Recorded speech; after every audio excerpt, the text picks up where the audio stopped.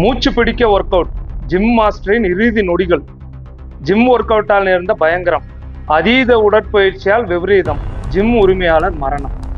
இதுதான் கடந்த 2 நாளா எல்லா நியூஸ் சேனல், சோசியல் மீடியா இது ரெண்டையும் வந்துட்டு இருக்க நியூஸ். இது மாதிரி சம்பவங்கள் பார்த்தீங்கன்னா இதுக்கு முன்னாடி இங்க ஒன்று அங்க ஒன்றுமா நடந்திருக்கு. இது ஏன் நடக்குது, இதை எப்படி நடக்காம தவிர்க்கலாம், இதுல வேற என்னென்ன பிரச்சனைகள் இருக்கு, இதுக்கான சோசியல் ரெஸ்பான்ஸ் எப்படி இருக்கு அப்படிங்கிறத இந்த வீடியோல கம்ப்ளீட்டா பார்க்கலாம். முதல்ல இந்த இன்சிடென்ட் பார்த்தீங்கன்னா நீங்க நியூஸ் சேனல்ல பார்த்துருப்பீங்க. அவர் ஒரு கிளிப்பிங்ஸ், சின்ன கிளிப்பிங்ஸ் காட்டியிருப்பாங்க. அவர் ஒர்க் அவுட் பண்ற மாதிரி. ஸோ அவர் என்ன ஸ்டாண்டர்டா என்ன ப்ரோக்ராம் ஃபாலோ பண்றாரு, அவருடைய ஒர்க் அவுட் இன்டென்சிட்டி என்ன, அவர் கார்டியோக்காக வேற எதுவும் எக்ஸசைஸ் பண்ணியிருக்காரா அப்படின்ற இந்த விஷயம் யாருக்குமே தெரியாது. வெறும் நம்ம ஒரு 30 செகண்ட் ஆர் 20 செகண்ட் அந்த கிளிப்பிங்கை மட்டும்தான் நம்ம எல்லா நியூஸ் சேனல்லையும் பார்த்துருக்கோம். ரெண்டாவதா பார்த்தீங்கன்னா அவருடைய டயட் பேட்டர்ன், அவர் வெல் ஹைட்ரேட்டடா இருந்தாரா, தென் ஸ்லீப் சைக்கிள், இது 3 பத்தியும் நம்ம யாருக்கும் சரியா தெரியாது. அது மட்டும் இல்லாம அவருக்கு பிபி இருந்ததாகவும் சொல்லப்படுது. அவர் ஒர்க் அவுட் முடிச்ச பிறகு ஸ்டீம் பாத் எடுக்க போயிருக்காரு. இந்த இடத்துல உங்களுக்கு அந்த ஸ்டீம் பாத்தை பத்தி ஒரு சின்ன விளக்கம் கொடுக்கலான் இருக்கேன். இப்போ இந்த ஸ்டீம் ரூம்ஸ் பார்த்தீங்கன்னா பெரிய பெரிய 5 ஸ்டார் ஹோட்டல்ல கிட்டத்தட்ட 5ல இருந்து 10 பேர் உட்கார்ற மாதிரி பெரிய அளவிலான ரூமா இருக்கும். ரூமுக்கு வெளியே பார்த்தீங்கன்னா டெம்பரேச்சரை இன்க்ரீஸ் பண்றதுக்கும் டிக்ரீஸ் பண்றதுக்கான டிவைஸ் ஃபிக்ஸ் பண்ணி வச்சிருப்பாங்க. ரூமுக்குள்ள பார்த்தீங்கன்னா ஒரு எமர்ஜென்சி பட்டன் இருக்கும். இன்கேஸ் ஆஃப் டிசீனஸ் இல்ல அவங்களுக்கு ஒரு டிஸ்கம்ஃபர்ட் இருக்கு அப்படின்றப்போ அந்த அலாரமை ப்ரெஸ் பண்ணுவாங்க. அந்த அலாரமை ப்ரெஸ் பண்ணா ரிசப்ஷன்ல இருந்து அந்த ரிசப்ஷனிஸ்ட் போய் அந்த கிளையண்ட் அட்டன் பண்ணுவாங்க. இந்த 5 ஸ்டார் ஹோட்டல்ல பாத்தீங்கன்னா இப்படி இருக்கும். ஆனா ஜிம்ஸ்ல இருக்க ஸ்டீம் ரூமை பாத்தீங்கன்னா ஒரு ஷவரோட சைஸ் தான் இருக்கும். அதுல மோஸ்ட்லி ஆன் ஆஃப் இந்த 2 கண்ட்ரோல் தான் இருக்கும். ஆன் பண்ணா ஸ்டீம் வரும், ஆஃப் பண்ணா ஸ்டீம் ஆஃப் ஆகும். மேக்ஸிமம் பாத்தீங்கன்னா டெம்பரேச்சர் இன்க்ரீஸோ ஆர் டிக்ரீஸோ பண்ண முடியாது. உள்ள எமர்ஜென்சி பட்டனும் உங்களுக்கு இருக்காது. அடுத்ததான் இந்த ஸ்டீம் பாத்துக்குன்னு ரெக்கமெண்டேஷன் இருக்கு. இதை டெம்பரேச்சர் செட் பண்ணும்போது பிட்வீன் 40லேருந்து 45 டிகிரி செல்சியஸ்க்குள்ள தான் செட் பண்ணணும். இதை யூஸ் பண்ணும்போது ஸ்பெஷலி ஹார்ட் கண்டிஷன் இருக்கவங்க, பிளட் ப்ரெஷர் இருக்கிறவங்க, எபிலிப்சி இருக்கவங்கலாம் இதை தவிர்க்கிறது ரொம்ப நல்லது. ஸ்டீம் பாத்தை 10லேருந்து 20 நிமிஷம் வரைக்கும் நீங்கள் யூஸ் பண்ணலாம். பட் தொடர்ந்து பிகினராக இருந்தீங்கன்னா வெறும் 10 நிமிஷமே போதுமானது. இதை ரெகுலராக நீங்கள் யூஸ் பண்ணிட்டு இருந்தீங்கன்னா 20 நிமிஷம் எடுக்கலாம். அதுவும் 10 நிமிஷம் எடுத்துட்டு பிரேக் விட்டு another 10 மினிட்ஸ் நீங்கள் எடுக்கலாம். இதுல முக்கியமாக கவனிக்க வேண்டியது என்னன்னு பார்த்தீங்கன்னா, நீங்கள் ஸ்டீம் பாத் எடுக்கிறதுக்கு முன்னாடியும் சரி, நடுவில் கேப் விடும் போதும் சரி, அதுக்கப்புறம் முடிச்ச பிறகும் தேவையான லெவல் தண்ணீரை நல்லா எடுத்துக்கணும். ஓகே, இப்போ நம்ம பேக் டு அந்த இன்சிடென்ட்டுக்கு வருவோம். அவர் ஏற்கனவே ஒர்க் அவுட் பண்ணியிருந்திருக்காரு, அதனால நிறைய வேர்வைகள் வந்திருக்கும். அவர் ஸ்வெட் பண்ணியிருக்காரு. அதுக்கப்புறம் அவர் மறுபடியும் போய் ஸ்டீம் ரூம்ல இருந்திருக்காரு. அப்போ அகைன் ஸ்வெட் ஆயிருக்கு. இது மூலியமா மேக்ஸிமம் அவர் டீஹைட்ரேஷன் ஆகிருக்க நிறைய வாய்ப்பு இருக்கு. அவருக்கு ஏற்கனவே ஹெல்த் கண்டிஷன்ஸ் வேற இருக்கு. அது மட்டும் இல்லாம இந்த மாதிரி மேக்ஸிமம் டீஹைட்ரேஷன் ஆயிருக்கும் போது இந்த மாதிரி சம்பவங்கள் நடக்க அதிக வாய்ப்பு இருக்கு.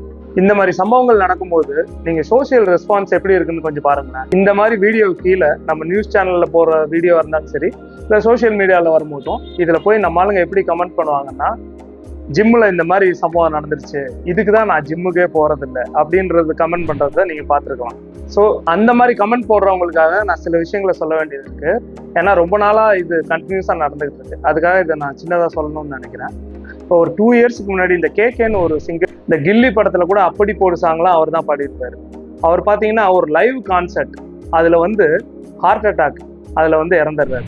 இப்போ ரீசெண்டா பார்த்தீங்கன்னா ஒரு ஆகஸ்ட் 2024லயே ஒரு உருகுவே ஃபுட்பால் பிளேயர் பார்த்தீங்கன்னா விளையாண்டுகிட்டு இருக்கும் போதே, ஃபுட்பால் விளையாடும் போதே ஹார்ட் அட்டாக்ல இறந்துட்டார். இதை தவிர்த்து பார்த்தீங்கன்னா சோசியல் மீடியாவில் சில வீடியோஸ் பார்த்துருப்போம். ரெஸ்டாரண்ட்ல வெயிட் பண்ணிட்டு இருப்பாரு, ஃபுட்டை ஆர்டர் பண்ணிட்டு வெயிட் பண்ணிட்டு இருப்பாரு, டக்குன்னு அப்படியே ஹார்ட் அட்டாக் மயங்கி விழுகிறாரு. இன்னொருத்தர் பார்த்தீங்கன்னா கல்யாணத்துல டான்ஸ் ஆடிட்டு இருக்காரு, மயக்கம் போட்டு விழுகிறாரு. அது மட்டும் இல்லாம ரீசெண்டா கபடி பிளேயர்ஸ் பார்த்தீங்கன்னா சில பேர் அந்த மாதிரி விளையாண்டுகிட்டு இருக்கும் போதே இறந்ததை நம்ம பார்க்குறோம். இந்த கமெண்ட் செக்ஷன்ல போய் யாருமே பாடிக்கிட்டு இருக்கும் போதே இறந்துட்டாரு, இதுக்காக தான் நான் பாடுறதே இல்லை, இதுக்காக தான் நான் கபடி விளையாடுறதே இல்லை, இதுக்காக தான் நான் ஃபுட்பால் விளையாடுறதே இல்லைன்னு யாருமே கமெண்ட் பண்றது இல்லை. ஆனா ஜிம்ல இந்த மாதிரி இன்சிடென்ட் நடக்கும்போது எல்லாருமே நெகட்டிவா இதுக்காக தான் நான் ஜிம் போறதில்லை அப்படின்னு ஒரு சோசியலி ஒரு ரெஸ்பான்ஸ் பண்றது கண்டிப்பா இதை தவிர்க்கக்கூடிய ஒன்றுன்னு சொல்லுவேன். அப்போ ஜிம் ஒர்க் அவுட்னால இந்த மாதிரி இன்சிடென்ட் நடக்கவே நடக்காதா அப்படின்னு கேட்டீங்கன்னா நடக்க வாய்ப்பு இருக்கு. அதை தவிர்க்க இந்த சில விஷயங்களை நீங்க ஃபாலோ பண்ணுங்க. ஃபர்ஸ்ட் ஒர்க் அவுட்டை ஸ்டார்ட் பண்றதுக்கு முன்னாடி உங்க ஃபேமிலி மெடிக்கல் ஹிஸ்ட்ரி என்ன இருக்குன்னு ஒரு தடவை பார்த்துருங்க. ஏதாவது டிசீஸ் ஃபேமிலியா உங்களுக்கு ஹெரிடிட்டியாக இருக்கா அப்படின்றத செக் பண்ணிக்கோங்க. அப்புறம் ஜிம்மு ஜாயின் பண்ணுறதுக்கு முன்னாடி ஒரு கம்ப்ளீட் ஹெல்த் ஸ்க்ரீனிங் ஒன்று பண்ணிடுங்க. நீங்கள் ஒரு பிகினராக ஸ்டார்ட் பண்ணுறீங்க, இல்லை ஒரு இன்டர்மீடியட்டாக இருக்கீங்க அப்படின்னா கிராஸ்ஃபிட் எக்ஸசைசஸ், அதே மாதிரி ஹை இன்டென்சிட்டி எக்ஸசைசஸ், இந்த மாதிரி எக்ஸசைஸை நீங்கள் கொஞ்சம் அவாய்ட் பண்ணுறது நல்லது. ஒரு எக்ஸசைஸை ஸ்டார்ட் பண்ணுறதுக்கு முன்னாடி ப்ராப்பர் வார்ம் அப், அதே மாதிரி எக்ஸசைஸ் முடிச்ச பிறகு ப்ராப்பர் கூல் டவுன் பண்ண மறந்துடாதீங்க. எக்ஸசைஸ் பண்ணும் போது சரி, எக்ஸசைஸ்க்கு முன்னாடி, எக்ஸசைஸுக்கு பின்னாடி, த்ரூ அவுட் த டே கண்டிப்பாக நல்லா தண்ணி குடிக்கிறதுக்கு மறந்துடாதீங்க. அதே மாதிரி ஒர்க் அவுட் பண்ணும்போது always listen to your body. உங்கள் பாடி என்ன சொல்லுதுன்னு பாருங்கள். செஸ்ட் டைட்னஸ், டிசினஸ், இந்த ஷார்ட் ஆஃப் பிரெத் அந்த மாதிரிலாம் இருந்ததுன்னா உடனே எக்ஸசைஸை ஸ்டாப் பண்ணிவிடுங்க. சில பேர் பார்த்தீங்கன்னா நைட்டில் சீக்கிரம் சாப்பிட்ருப்பாங்க, அதுவும் டயட் கண்ட்ரோல்னு சொல்லிட்டு ரொம்ப கம்மியாக சாப்பிட்ருப்பாங்க. தென் மார்னிங் எம்டி ஸ்டொமக்கில் ஒர்க் அவுட் பண்ணுவாங்க. அந்த மாதிரி டைம் பண்ணும்போது கூட டிசினஸ் வர வாய்ப்பு அதிகமாக இருக்குது. அதே மாதிரி முக்கியமான விஷயம், வெயிட்டை குறைக்கிறோன்னு சொல்லி ஃபேட் பர்னர்ஸ் யூஸ் பண்ணுறது, அதே மாதிரி மசிலை பில்ட் பண்ணுறதுக்காக நீங்கள் ஸ்டெராய்ட்ஸ் யூஸ் பண்ணுறது, இதையும் கண்டிப்பாக தவிர்க்க வேண்டிய ஒன்று. கடைசியாக எல்லாரும் தெரிஞ்சுக்க வேண்டிய ஒரு விஷயம் வந்து சிபிஆர். இது என்னன்னு பார்த்தீங்கன்னா, இதை வந்து ஜிம் ட்ரைனர் மட்டும்தான் தெரிஞ்சுக்கணும், இல்லை மெடிக்கல் ப்ரொஃபஷனல்ஸ் மட்டும்தான் தெரிஞ்சுக்கணும்னு அவசியம் இல்லை. பொதுமக்கள் யார் வேணாலும் தெரிஞ்சுக்கலாம். எப்போ வேணாலும் அது உங்களுக்கு ஹெல்ப்ஃபுல்லாக இருக்கும். இன்கேஸ் ஆஃப் எமர்ஜென்சி நம்ம வீட்டு பக்கத்தில் உள்ளவங்களுக்கு, இல்லை நீங்கள் எங்கேயாவது ட்ராவல் பண்ணிட்டு இருக்கீங்க, அந்த டைமில் கூட மற்றவங்களுக்கு ஹெல்ப்ஃபுல்லாக இருக்கலாம். ஸோ முடிஞ்ச வரைக்கும் சிபிஆரை எல்லாரும் லேர்ன் பண்ண ட்ரை பண்ணுங்க. எல்லாத்துக்கும் மேலே நீங்கள் ஒரு பிகினராக ஃபஸ்ட்டு ஜிம்மு ஜாயின் பண்ணி ஸ்டார்ட் பண்ண போகிறீங்க, ஆர் ஒரு இன்டர்மீடியேட்டில் இருக்கீங்க, ஆர் ஒரு அட்வான்ஸ்டாக நீங்கள் ட்ரெயின் பண்ணிட்டு இருக்கீங்கன்னா, உங்களுக்கு ஏதாவது டிஃபிகல்ட்டி இருக்குது, உங்களுக்கு டவுட் இருக்குன்னா ப்ராப்பரான சர்டிஃபைட் நல்ல நாலேஜ் உள்ள ஒரு பர்சனல் ட்ரெயினர்கிட்ட அட்வைஸை எடுத்துக்கோங்க. ஓகே, கன்க்ளூஷனுக்கு வந்துடுவோம். இந்த மாதிரி சம்பவங்கள்லேருந்து நம்ம கற்றுக்க வேண்டியது என்னென்னா, எதையுமே எனி ஸ்போர்ட்டை நீங்கள் தொடங்கும் போது அதை ஒரு ப்ராப்பர் கைடன்ஸோடு பண்ணணும். ஒன்று. ரெண்டாவதாக, சோஷியல் மீடியாவில் நம்ம ரெஸ்பாண்ட் பண்ணும்போதும் சரி, கமெண்ட் பண்ணும்போதும் சரி, அதை ஒரு ஹாஃப் பாயில்டாக நம்ம பண்ணாமல் எல்லாத்தையும் ஓரளவு தெரிஞ்சுக்கிட்டு அதுக்கேற்ற மாதிரி கமெண்ட் பண்ணோம்னா எல்லாருக்கும் ஆரோக்கியமானதாக இருக்கும். இதோட முடிச்சுக்கலாம். நெக்ஸ்ட் வீடியோவில் பார்க்கலாம்.